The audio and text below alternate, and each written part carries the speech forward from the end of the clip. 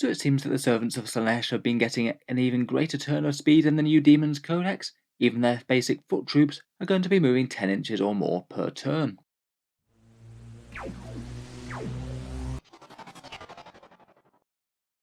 Hello and welcome back to Warspets Tactics, where today I thought we'd cover Games Workshop's latest preview for the new Daemons Codex.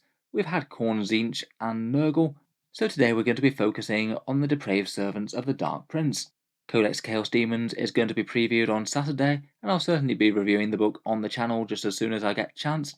I'll hopefully aim to have the video coming out sometime on Sunday. I strongly suspect that the faction's going to be massively more powerful after the update. They're currently one of the game's weakest factions at the moment, so could certainly do with a bit of a lift. Hopefully they manage to balance them okay, so they're an army that can compete well without being completely overpowered. The last few 40k codexes haven't been too bad on this front. Chaos Space Marines and the Night books were fairly in line, though I do feel often Chaos Demons have been one of those armies that tends to be either rubbish or absolutely excellent without much in between. Hopefully they'll be able to strike the balance well. First up for Games Workshop's Slaaneshi preview, we have the Daemonettes. It's kind of interesting, as we did actually have a leaked stat line for them a fair way back. The playtester version of the Codex had them with some fairly decent buffed rules, most of which are basically being confirmed by this preview, but also it seems that basic Daemonette foot troops will be able to have a massive 10-inch move, which is really quite a big threat range for getting them into combat. There'll certainly be a troops choice for the Slaanesh army, and having that kind of movement on an OBSEC unit is really quite good. Previously the unit had a nice 7-inch move, but 10-inch is pretty crazy. It's a similar kind of move to certain cavalry units or some of the slower jump pack units, like say Primaris Inceptors, though I guess these are supposed to be just about the fastest infantry around, at least for running on 2 feet. The fact that their movement has gone up quite so significantly makes me wonder whether or not there might be some changes to some of the basic Slaanesh rules. Currently in Codex Chaos Demons, if you're within 6 inches of a Slaanesh character, you'll typically be able to advance and charge. That is a massive amount of movement for a lot of Slaanesh units, so I do kind of wonder whether or not that very easy advance and charge might be going away in the Codex, and might just be being rolled into their basic stat line, giving Daemonettes this fairly crazy 10-inch movement characteristic. Even if that does happen to be the case though, and say Slaanesh units aren't able to advance and charge in any form in the new decks, arguably this wouldn't really make them any weaker from that point of view. They wouldn't need to be near a character to be able to do it, so that makes them a bit more independent. And also being able to basically guarantee 3 inches extra movement rather than having to roll for d6 will give them a little bit of extra reliability.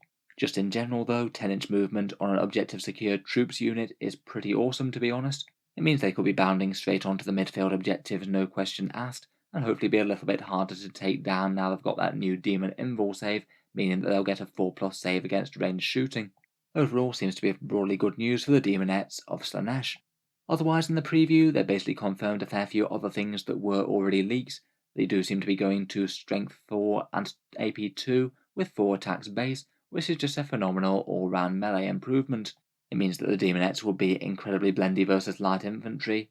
Perhaps Guardsmen are even more one of the most optimal targets now. More attacks and AP-2 means they're not getting any save, so a squad of 10 should kill around about 18 of them, and still put in a pretty decent dent against any slightly tougher targets.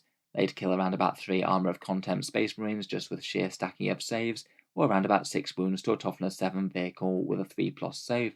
Whether or not they wind up being super strong is another question. My guess is that their points cost will be going up by at least a point or 2 from this. In 9th edition there's often been a trend of units getting stronger, more dangerous and tougher, but then also going up in points slightly. In any case though, they're very likely to be a relevant unit in whatever shape they are. They'll be the troops that you can fill up Slaanesh detachments, and with things like this Warp Storm rule, Monogod detachments still seem like they're going to be the order of the day. Otherwise from GW, we've got 2 other unit reveals. One of them is the new profile for the Seekers of Slaanesh, the Daemonette Cavalry on their weird steeds of Slaanesh. Currently I'd say they're perhaps one of the more redundant units in Codex Chaos Demons.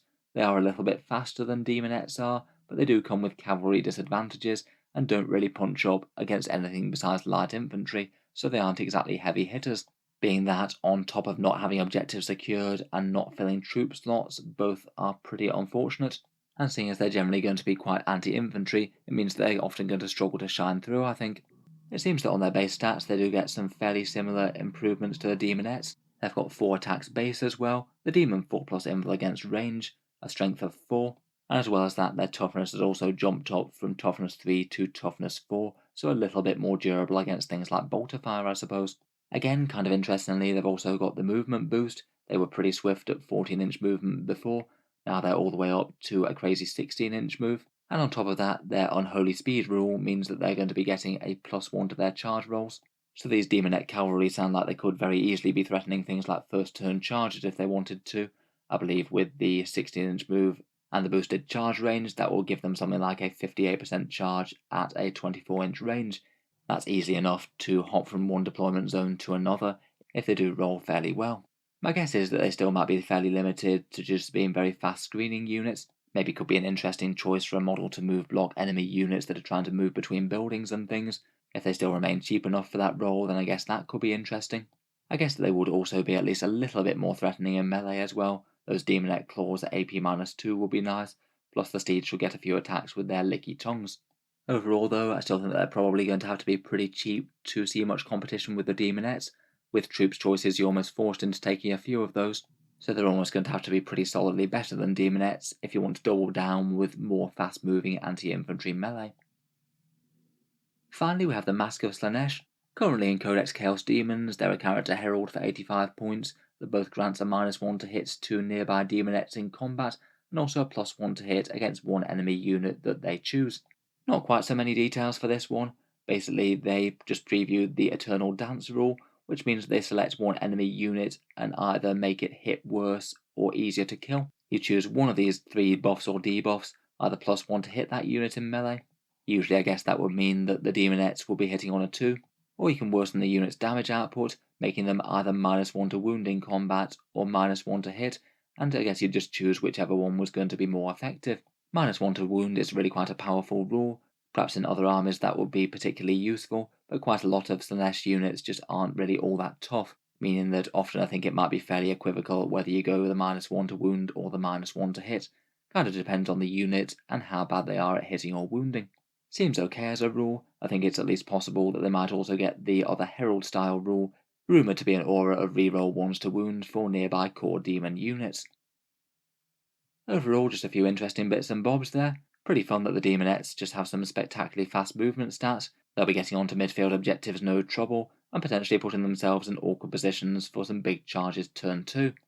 As mentioned, I'm looking forward to reviewing the Chaos Demons decks in full once we have the news. I'll hopefully aim to do another big leaks and rumours compilation video later in the week, and then get the full Codex Demons review video out, hopefully sometime on Sunday or Monday. If you've enjoyed the video and you'd like to see that, feel free to subscribe to Ausvet's Tactics, and otherwise I'd just quickly like to mention that the channel does have a Patreon page, which is how I can afford to make quite so many videos quite so regularly.